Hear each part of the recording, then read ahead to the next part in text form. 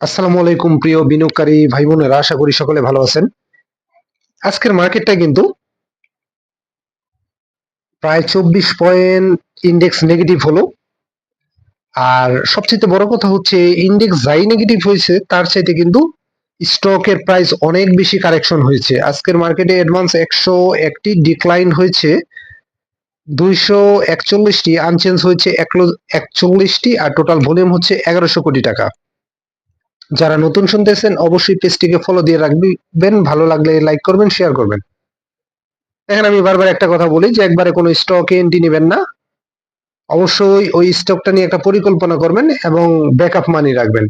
যাদের কাছে একটা স্টক কেনার পরে অবশিষ্ট টাকা থাকে তারা মার্কেট কারেকশনেও কিন্তু খুব বেশি ভীত হয় না। যাই হোক, যে মার্কেটটা আজকে আমরা দেখতে পাচ্ছি এটা বুঝাই যাচ্ছে কৃত্রিম ভাবে প্রেসার ক্রিয়েট করে স্মার্ট মানি কিন্তু ডাউন ট্রেন্ডে নিয়ে আসতেছে। এটা কিন্তু ভালো লক্ষণ না। অবশ্যই কিন্তু কমিশনের একটা পদক্ষেপ নেওয়া উচিত, তদন্ত করে দেখা উচিত কারা কোন হাউস থেকে কিভাবে সেল প্রেসার দিচ্ছে, কোন বিও অ্যাকাউন্ট থেকে স্টক সেল দিচ্ছে এবং বাজারকে এভাবে পতন ঘটাচ্ছে। যদিও এই ক্ষেত্রে আমরা দেখতে পাই যে আসলে কিছু হয় না, কিন্তু বেড়ে গেলে অনেক টকশোতে আমরা দেখতে পাই যে অনেক ধরনের আলোচনা চলতে থাকে যতক্ষণ পর্যন্ত মার্কেটকে ডাউন ট্রেন্ডে নিয়ে না আসা যায় ওই পর্যন্ত চলতে থাকে। কিন্তু এখন তো আমরা খুব বেশি আলোচনা শুনতে পাই না। আসলে সিন্ডিকেট সব জায়গায় সিন্ডিকেট থাকবেই, কিন্তু গভর্নমেন্টের চাইতে কিন্তু শক্তিশালী একটা দেশে কিন্তু কেউ না।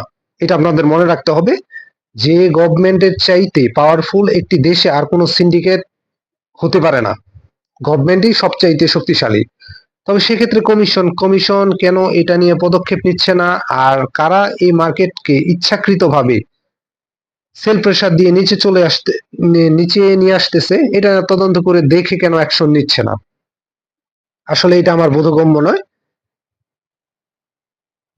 আর মার্জিন রুলস কে কেন্দ্র করে এটা বছর ভরে কোনো মানে বলার মতো তো কিছু না। এটা মার্কেটে হয় থাকবে, তাহলে বাদ দিয়ে দিবে। আর একটা কথা হচ্ছে, আপনি টাকা দিয়ে, আমি আসলে মার্জিন ঋণের ঘোর বিরোধী। মার্জিন ঋণ আপনাকে ধ্বংস করে ছাড়বে। তারপরে আপনার ইচ্ছা, আপনি কি করবেন সেটা আপনার ব্যাপার।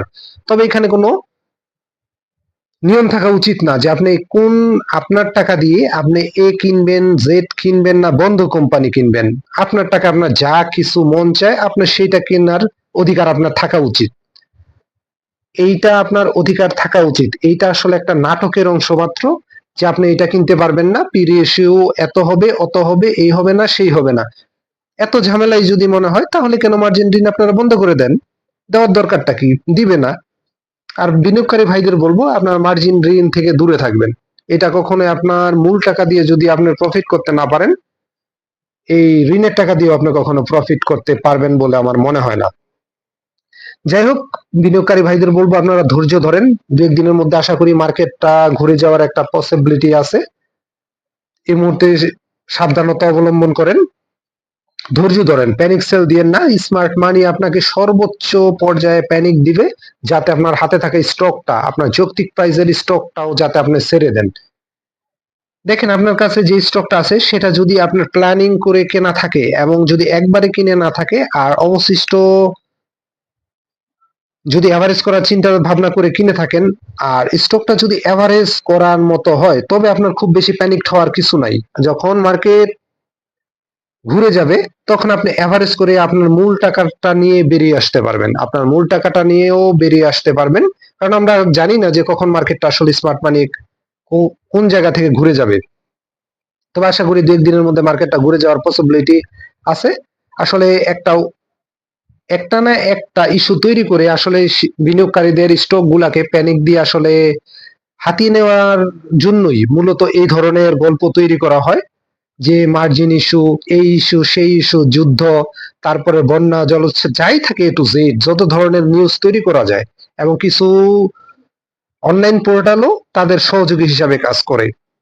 যাই হোক, আপনারা এই মুহূর্তে অধৈর্য হয়েন না, ধৈর্য রাখেন। আমরা যেহেতু পুঁজিবাজারে আসছি, সবাই কিন্তু এ ধরনের ঝুঁকি নিয়ে আসলে এই মার্কেটে আসছি। আপনারা ধৈর্য ধরেন, আশা করি দু একদিনে মার্কেটটা ঘুরে যাওয়ার একটা পসিবিলিটি আছে।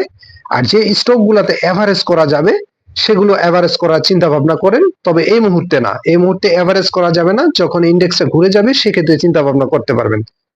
মনে সাহস রাখেন, প্যানিক সেল দিয়েন না। এর আগেও কিন্তু এভাবে পতন হয়েছে, আবার সেই স্টক গুলা কিন্তু উঠে আসছে। তাই বলবো ধৈর্য ধরেন, সাহস রাখেন, সাহসীরাই দিন শেষে বিজয়ী হবে। ধন্যবাদ, ভালো থাকেন, নিজের পুঁজিকে নিরাপদে রাখেন। গুজব বিশ্বাস করবেন না, গুজব ছড়াবেন না, গুজব ছড়ানো থেকে বিরত থাকেন।